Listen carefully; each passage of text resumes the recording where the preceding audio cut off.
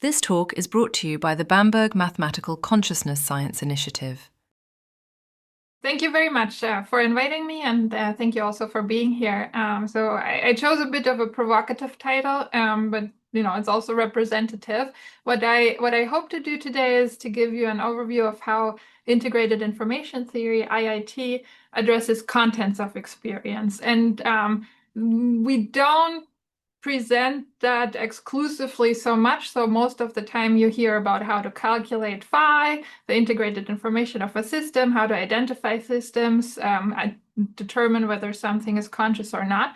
But I will largely skip over all of that today and hopefully get right to the structure part so that we can have a discussion about that afterwards. And to start, though, as always, just to be sure, when I talk about consciousness, I mean what experience, right? So to be conscious is an experience, what it is like to be having a feeling that there's something rather than nothing, right? And integrated information theory is a theory of consciousness that aims to account for experience itself, right? So for what it is, why it feels the way it does, and why it has to do with some parts of the brain rather than others. And in doing so, it does not start from the brain or the physical world more generally, but it to explain why some parts of the world may give rise to phenomenology, to experience. This is how you would run into the hard problem head on. Instead, IIT starts from consciousness itself and asks how experience, its presence, and its properties can be accounted for in physical terms, right? Because what we know is our conscious experience, and what we infer is that there is this world out there. And when we do science, we want to have a scientific physical account of what it means to be conscious, but the starting point, and that's what we should not forget here, is phenomenology, right? So the idea is that we want to explain the features, the properties of experience in physical terms. However, this is not a reductionist theory, and it's important to keep that in mind, right? Consciousness is always first, and that is the ultimate justification for the framework that we propose to analyze the causal structure of physical systems, right? So without that starting point, it would just be, the mathematical framework of applying that to substrates is just sort of neuroscience, science of consciousness as usual, but the derivation from the properties of the phenomena of the structure of your experience itself is what gives it justification to move in this direction and to approach the problem in this particular way. So the starting point, again, is that consciousness exists. So that's what we need to get the IIT research program off the ground. There's something rather than nothing, and that is indubitably true. So we're pretty much going with Descartes here, right? So experience exists, and as something that exists, it has certain properties. And these properties we can try to assess using introspection and reasoning. In that way, we can try to make sense of the properties of our experience.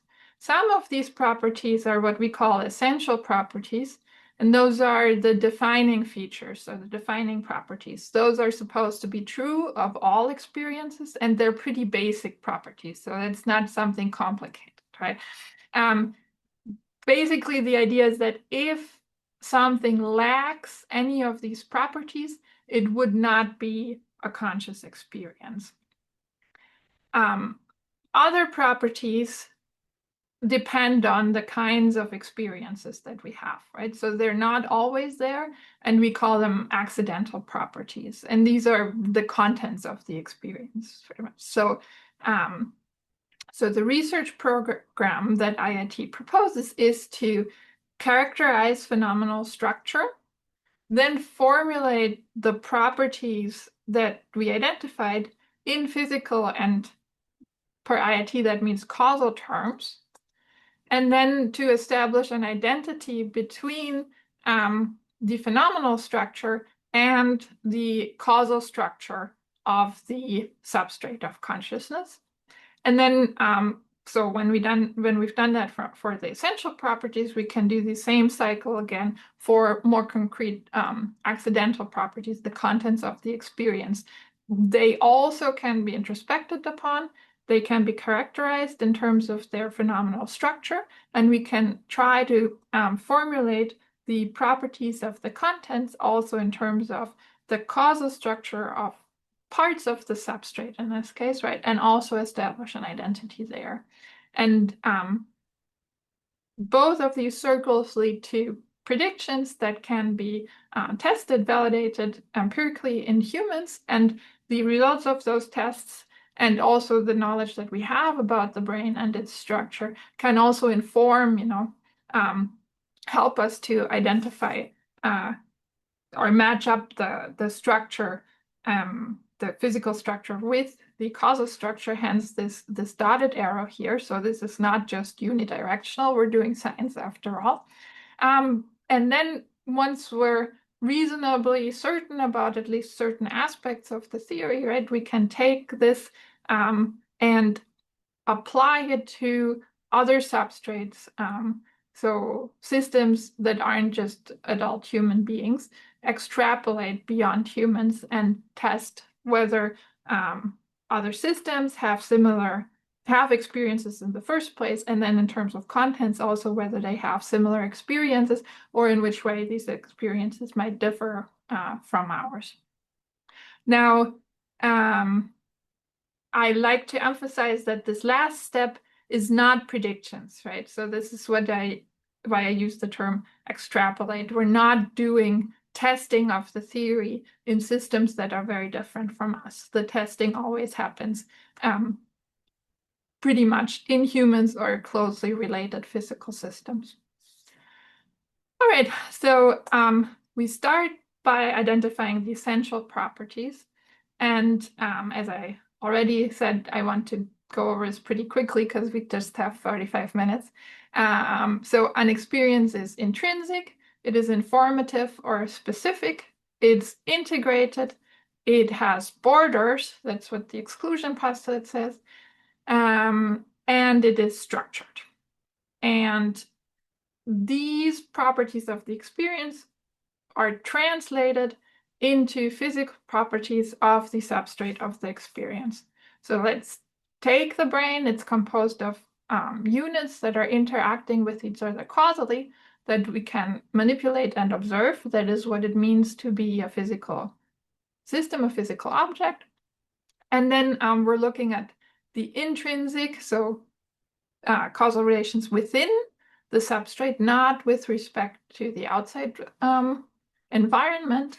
We're asking the substrate if it's informative or specific, integrated, and whether we can draw borders in an objective manner around this substrate. And then the final part is that once we have the substrate, we can unfold the causal relations of all the units inside of it to unpack a cause-effect structure, is how we call it. Now, most of this is now very nicely described in this IIT wiki, and I refer everyone to that, put together by Jeremiah Hendren, Matteo Grasso, and Björn Erik Juhl. And it's really a great resource if you want to learn about IIT. Now, the final point on the axioms, all 5 axioms together, is that in the latest formulation of IIT 4.0, the first 4 postulates, so intrinsicality, information, integration, and exclusion, those are applied to identify substrates of consciousness. So you go through and check those off, and by the end, you'll have your substrate delineated. And then once you have a substrate, which is in IIT terms a maximum of intrinsic, specific, and integrated cause-effect power, then we can unfold the causal relations within the substrates of the units within the substrate. And that then unpacks a structure that is identical to the conscious experience of that substrate in a particular state. And so depending on the state of the system, the structure can change its shape. It can also change its extent, and in that way account for different accidental properties that are there at certain points in time, but maybe not other points in time. So putting it all together, what IIT proposes is that your experience, my experience is a cause-effect structure, or and more precisely, a cause-effect structure of a maximally irreducible substrate, right? And this is what we call an explanatory identity, which means that every aspect of the experience should be in some way accounted for in terms of the cause-effect structure of its substrate. So this is not a reduction again. What exists is consciousness. The cause-effect structure is just how we can account for the phenomenal structure in physical terms. And so this is the focus today, so what this cause-effect structure is and how we can make sense of certain types of accidental properties. And basically, I'm presenting to you what Matteo Gresso put together in a recent submission to Philosophy and Mind Sciences. Hopefully, it will be published. And the title is Consciousness as an Intrinsic Causal Structure. So this is where you can read about everything I'll present from here on. So with respect to the structure, the essential properties basically determine the existence of the structure in the first place, right? So if any of the essential properties were missing, we wouldn't get a well-defined structure. And this could be of interest with respect to the next presentation today by Vanya Wiese, talking about other kinds of conceivable experiences. So according to IIT, anything that is conscious experience requires these essential properties, and then once you have the structure, you can go back and say, well, really, if you were missing any of these properties, you wouldn't even get a structure, right? So you wouldn't get anything that can be unfolded in this way. And therefore, you wouldn't get anything that would have phenomenal character. So for a given substrate, then, the particular shape and composition of its structure determines the contents of the experience, right? And it can change from moment to moment. What is this structure now mathematically?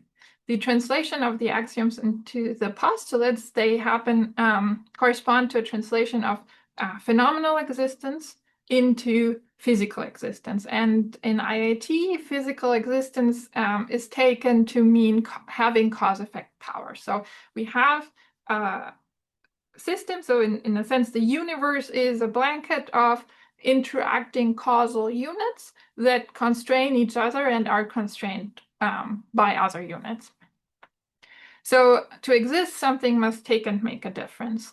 And this way of characterizing the physical world means that it really is cause-effect power all the way down. There are no intrinsic properties to physical objects. What we have are relations of how certain states of the system constrain the next state of that system. So we basically have dynamical update rules that are captured in this what we call transition probability matrix. Or also, if you want to go down to microphysics and the quantum, you could think of it as a unitary operator that evolves the system forward. Okay. So the composition then is that we take the units inside our conscious substrate, so inside the what's called complex in IIT, and we unfold how all these units constrain the rest of the system. So if they're part of an integrated system, every unit will in some way constrain the rest of the system, either alone or in combination with other units. If it wouldn't be, then it couldn't be part of that integrated system. Now, when I talk about units, what I actually mean are the intrinsic units of the substrate, and those can be microscopic or they can be macroscopic. And at the level of our consciousness in the brain, we expect those units to be macroscopic, in the order of neurons or groups of neurons that together form the intrinsic units that correspond to the causal system that is the substrate of our experiences. Even macro causal units need to be somehow grounded causally onto the microsubstrate that the universe is made of, and the theoretical sort of ideas behind that are summarized in this paper, the Intrinsic Units paper that's out on bioRxiv by William Marshall, and the rest of the crew. Okay, so what we do exactly is, so we take the set of intrinsic units and we look at all possible combination of these units, right? So these you can see here, assuming we have 4 A, B, C, D, they are in a certain state where capital letters mean on and small and minor letters mean off in this case, but it's not so important. The important part is that this is a system in a state. It has a certain set of units, and we look at all the combinations of these units in their current state, and we ask, what was the cause and what is the effect of each subset within the substrate. And we identify the specific cause and specific effects. We check whether they are irreducible and what units it is that they contain. This is called a distinction of that subset.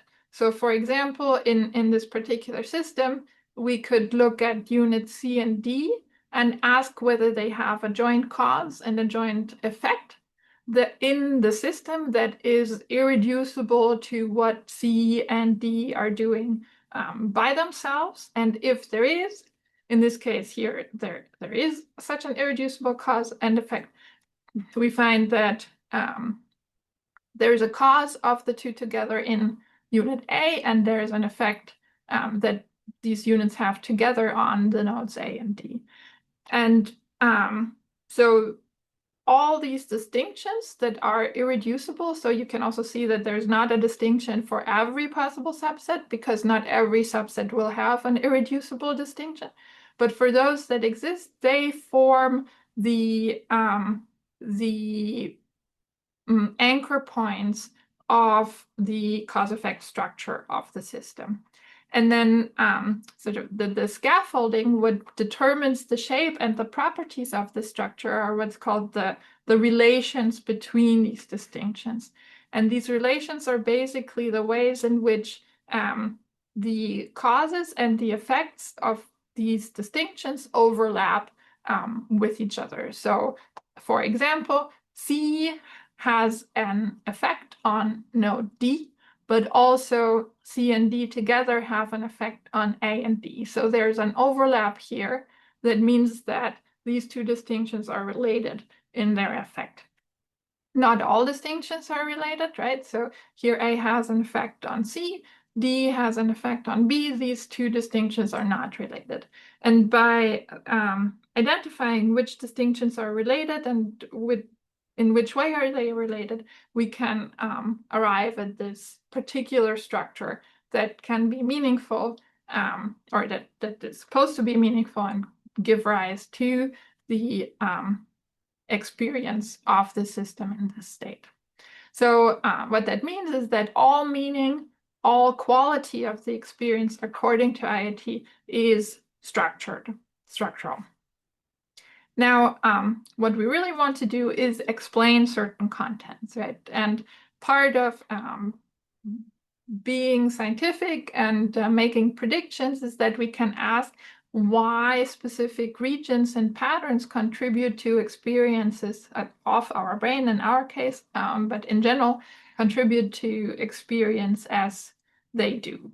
And the first the first aim is, or I should say, there are two things that we can do.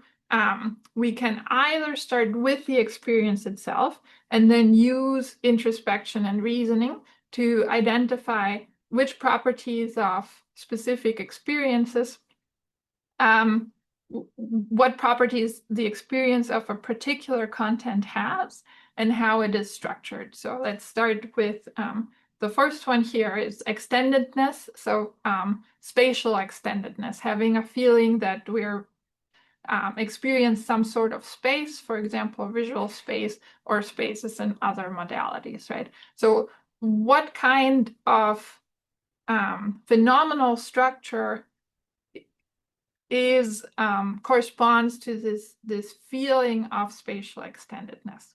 And we can sort of identify the properties of this phenomenal structure and then see how a cause-effect structure needs to look like in order to account for these experiences. And also then how a substrate must be organized to give rise to such a cause-effect structure. Second, in principle, particularly once we're more certain about IIT and its proposal, we can look at various substrates and just unfold their structure and try to map that structure onto particular contents of experience. So this is a bit more correlational and goes in the other direction. But the first aim in the research project to move things forward was to see whether we're at least on the right track with these ideas. And so the goal was to start with particularly introspectable experiences that do seem to have a certain iconic structure, such as space, time, and objects.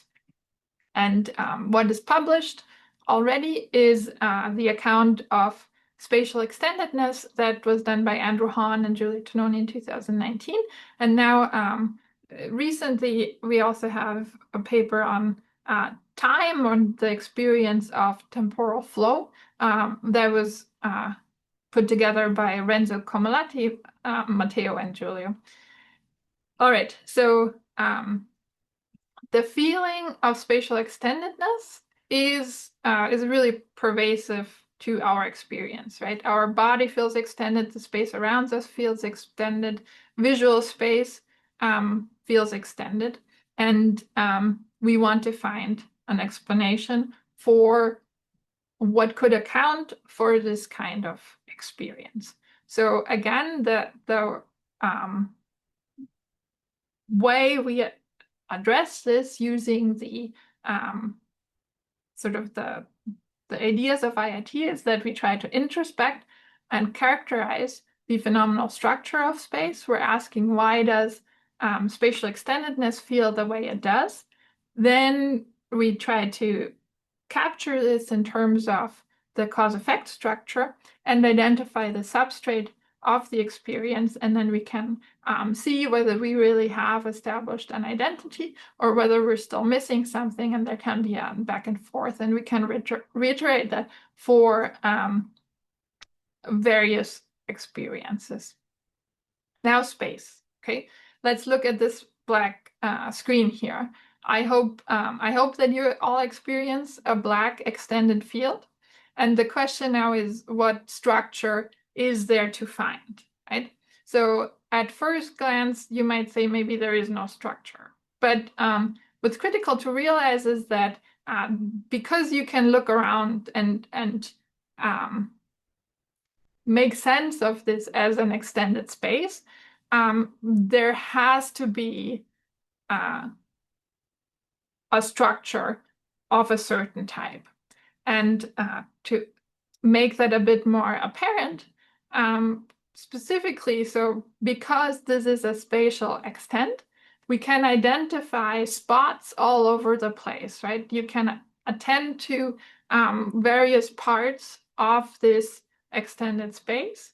These spots can be of various sizes, and all the spots you can in principle attend to have certain relations with each other. So for example, summarized here, right? Every spot overlaps with itself. So this is a bit of a weird one, but it makes sense later with respect to the distinctions. Spots are everywhere, and spots are of different sizes, and they can overlap. And if you overlap two spots, these spots can, so one spot is included in a greater spot, two spots can be connected, and we can fuse smaller spots into larger spots, right? So this is possible anywhere in this field of extended space, right? Whether there are objects in this space or not, right? It's just the spatial field most easily understood in terms of visual experiences, but not restricted to vision. So spots that are related in this fundamental way compose an extension. And then when the spots fulfill these properties, we can derive other properties. So all spots together make up this space. There are these points that we can identify. The spots form regions. We can compare sizes. There are locations to be selected within the space, right? So then we can have a location within the reference of all the other spots that are there. And maybe the most easy to understand, because that's what we typically talk about with spaces, that there are certain distances between these spots that can be assessed, but only within the whole, right? So how do we account for this in terms of the cause-effect structure, right? So we have these ways in which the spots can be related to each other. And in the cause-effect structure, the role of the spots is taken by different distinctions. So this S1, S2, S3, S4 here are distinctions in the cause-effect structure. And these distinctions can be related in their causes and effects. And we can have causes, can have a distinction whose cause and effect is included in the cause and effect of a different distinction. And then there can also be symmetric partial overlap between the causes and effects of two distinctions. Those are like spots that are connected in some way here. And we can have the fusion where two spots are both included in a different, where the causes and effects of two distinctions are both included in the causes and effects of another distinction. So this is the theoretical way in which distinctions and relations should be composed to match these kind of relationships of the spots. Now the question is, can we find a substrate for which these kinds of relations and distinctions occur if we unfold the substrate?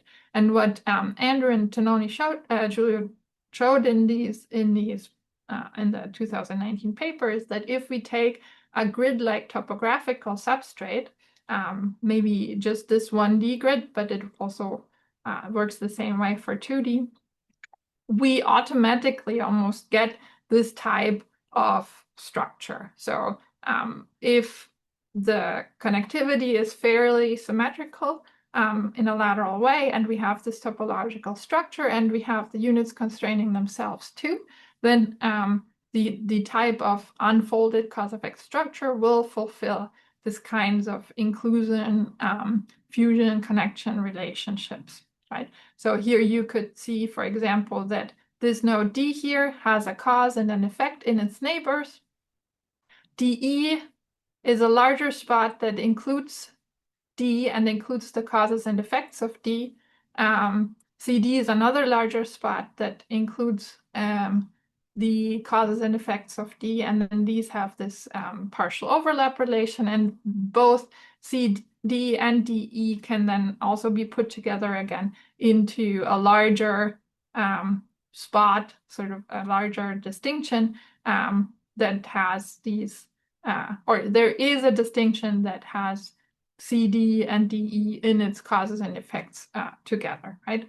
So I hope this is at least giving you a picture of how this is supposed to work, right? So in this case, space is special in the sense that you can really pretty easily make this one-to-one correspondence where the meaning really does fit the structure because it's spatial, right? I hope maybe you can see how it makes sense that something like this would also feel spatial and give rise to a spatial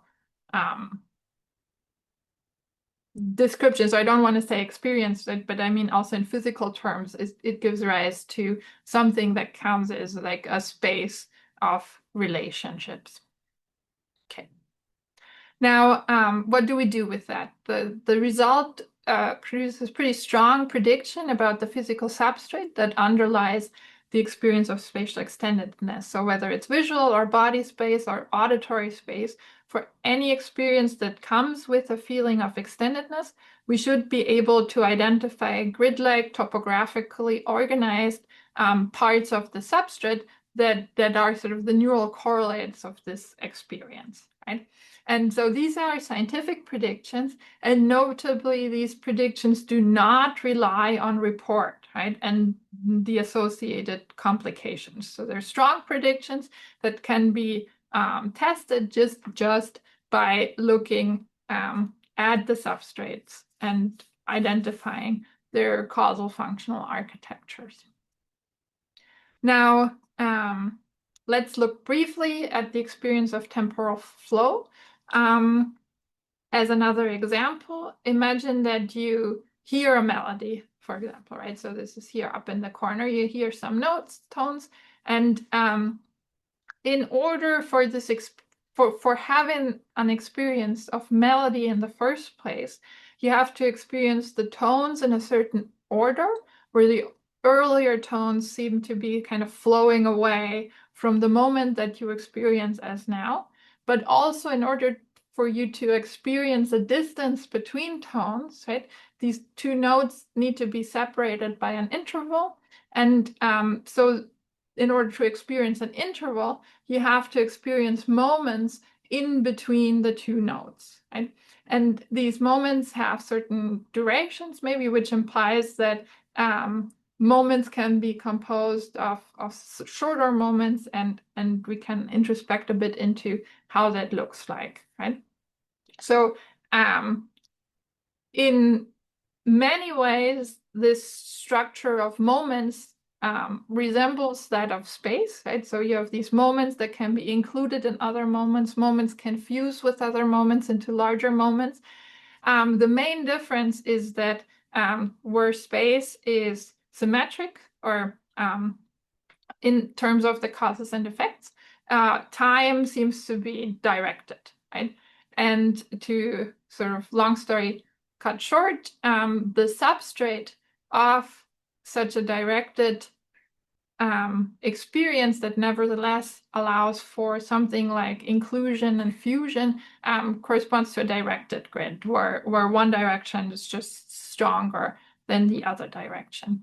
And if we have such a substrate, we can unfold it into distinctions and relations that have these inclusion relations in their causes and effects. And once we have this kind of inclusion structure, we again can infer intrinsically other properties, such as directness and durations and intervals, right? So other aspects of temporal experience. All right. Again, oh no, here, this is an important point that I want to make to distinguish a bit the intrinsic, so the experience from the extrinsic notion of time. So what are we actually trying to explain when we talk about temporal flow? So in IIT, the experience of a melody is not a sequence of experiences in clock time, so in the time you can measure. It's actually your experience of temporal flow is part of one experience that you have right here and right now. So if you look at this, this would be the clock time, where the now is here and the past is somewhere over there. So this happened earlier, the blue tone, and the pink tone happened later. And what happens physically is that if you have some kind of delay line in your auditory cortex, let's say, right? So the earlier tone caused like passed through here first and is now approximately here in this delay line of neural processing, whereas the tone that just appeared is at the beginning of this processing line, right? So, and this is orthogonal, right? So this is a snapshot of your brain right here and right now. And this moment right here and right now has the experience of some extended present where we have the structure that we can unfold of the system in this space, but it has this directed feature that allows for relating these moments within one experience, right? So yes, so it's not multiple experiences, it's one experience with extended temporal flow experience within one experience. And so we've taken this and applied this to unresolved physics thought experiments that's called the gold universe, where the idea was, if entropy is somehow connected to the error of time, what if we conceive of a universe where entropy is increasing up to a maximum expansion point and then it starts collapsing again backwards? And basically we have some state evolution up to here, and then we have the reverse state evolution back into a big crunch. And this could be going on forever. And this was proposed as a thought experiment by Thomas Gold. Now, if we have a conscious experience at this point here, what would, that of course has some temporal flow characteristic, right? That we experience this to be the past and this to be the future. What would our experience be at the complementary state, the same state, but in this reverse time evolution, right? And there's been a lot of debate about this, where some people argued that it's obvious that they must be just the same experiences, and others have argued, though, that if there actually is an underlying direction of evolution, and it's just that the states get the causal evolution, or the state ordering gets reversed here, but there's a direction of causation of dynamics, then we actually don't know. So this system would not be the same system as here.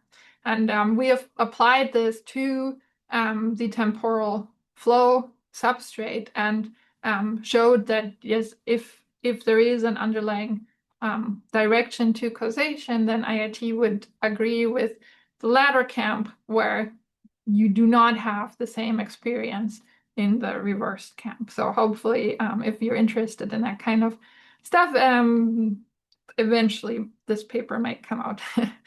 And just to conclude, so while pretty cool, the physics part, it's philosophical, but again, as for space, there are concrete predictions about the substrate of temporal experience, namely that we should find directed grids in various areas, such as the auditory cortex or nearby, that underlie our experience in temporal flow.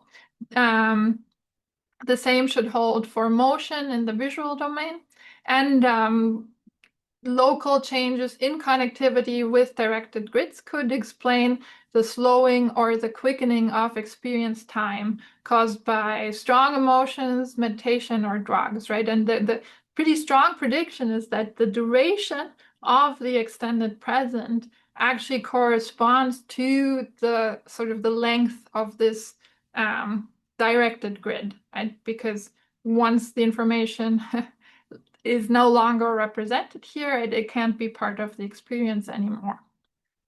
Um, and yes, and so for example, drugs or so could mess with the relative strength of these directions and therefore allow for shorter or larger extended presence and different feelings of temporal flow. And I've actually had the great fortune to participate in a recent psilocybin study here done at the University of Wisconsin, and I had such an experience of time just kind of going crazy, and it felt like it was flowing left and right out of my current experience. And I have to say that I was very happy that it kind of really matched this idea of IIT and temporal flow being kind of space-like in the end. All right, I'm almost at the end. If you give me another few minutes, I just want to mention that there's also work on objects, but what we really want to get to putting this all together is also to approach what we call narrow qualia, right? So we started with experiences that are more introspectable and more easily characterized in terms of structure, but there are these really irredeemably subjective, qualitative, and ineffable experiences, such as pure color experiences, that seem to be impossible to be accounted for by structures, or even, scientifically, if you want. But the fact that these experiences don't seem to have introspectable structure doesn't mean that they cannot be accounted for in terms of structure. And according to IIT's explanatory identity, the way that, for example, red fields must in the end be uniquely determined by a corresponding cause-effect structure, just like the feeling of space and time and objects. And in these cases where it's harder to introspect, we can then turn and look at detailed neurobiological models to see if there's maybe a hint at how these might be organized. And one proposal for these types of sort of very subjective, ineffable experiences is that they might stem from neural clicks that cannot be further resolved by putting attention on them. And we could have these clicks along sort of the spatial grid that gives our experience of space, and in different areas of the brain, and that if we manipulate those clicks in certain ways, we should produce changes in the experience along, the color space, for example, once we have a better understanding of how these are organized. So introspection has its limits, but the question is, does this affect the validity of the approach? And here I want to emphasize just that the research program is based on introspection and reasoning, right? And you can't forget about the reasoning part. So to get off the ground, the only thing that we really need is the existence axiom, right? So there is something rather than nothing. And this is immediately given to anyone who's experiencing. So as Gillen Strawson said, the having is the knowing in just the experience exists. And the same also holds for essential properties. And the way to see is that we might identify them through introspection, but they are asserted by the fact that if we try to argue them away or explain, that would lead to a contradiction. So, for example, you cannot have an experience that is not one, because if it's not one, then you would have multiple experiences, right? So even though we might start with introspection, they're justified by basically being rationally, you cannot get rid of them, right? So with space, of course, we have problems like our selective and sequential attention, problems with working memory, and of course also our reasoning about space might be limited in some ways. But what we can still do is we can still conclude that for space to feel extended, it must be extremely structured. And there are all these spots, and they all have relations among them. And this is the basis for setting up the research program, and then we can test the predictions, right? Even if we're not sure, we give it a shot, and we can be scientific about it.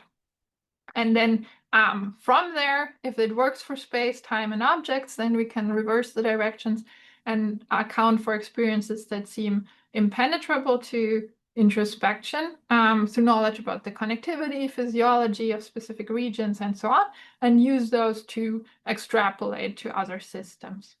And this is different from other attempts in neuroscience and consciousness that aim to characterize phenomenal structure. So IIT asserts that relations, quality spaces, meaning, all this is necessarily intrinsic. It must be understood from the intrinsic perspective of the substrate.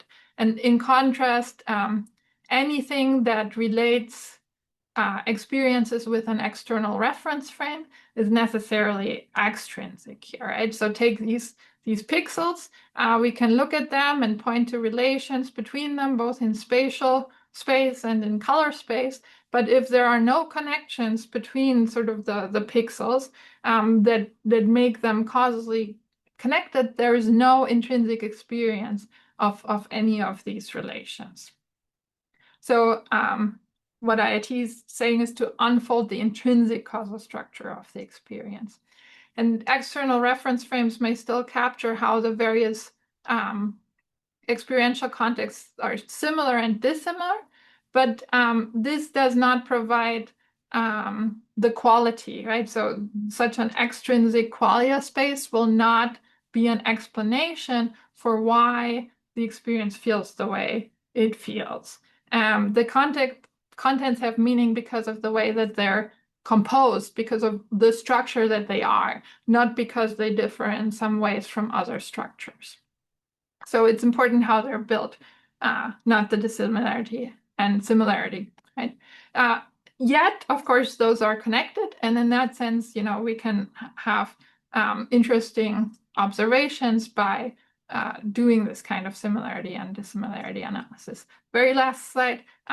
This also has implications to AI, of course, and whether we can simulate our conscious experiences. And I'm just going to say that, you know, if it depends how you're built, what experience you have, then simulating the functions of a system on something that is built very differently will not give the same experience. Okay, thank you.